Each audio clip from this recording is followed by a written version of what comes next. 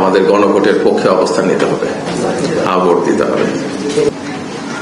ছাত্ররা, শ্রমিকরা এবং জনসাধারণ রক্ত দিয়েছিলেন বাংলাদেশের পরিবর্তন আনার জন্য।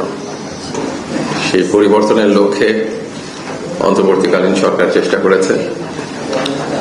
আপনারা রিজওয়ানা হাসানের কাছেই শুনেছেন যে গণভোটের প্রয়োজনীয়তার জায়গায়, নির্বাচনের জায়গায় যদি আমরা আবারও গুম, বিচার বহির্ভূত হত্যাকাণ্ড, নির্যাতন এবং আয়নাঘরের দিনগুলোতে ফিরে যেতে না চাই, আমাদের গণভোটের পক্ষে অবস্থান নিতে হবে, ভোট দিতে হবে এবং পছন্দের গণপরিষদ সদস্য নির্বাচিত করতে হবে।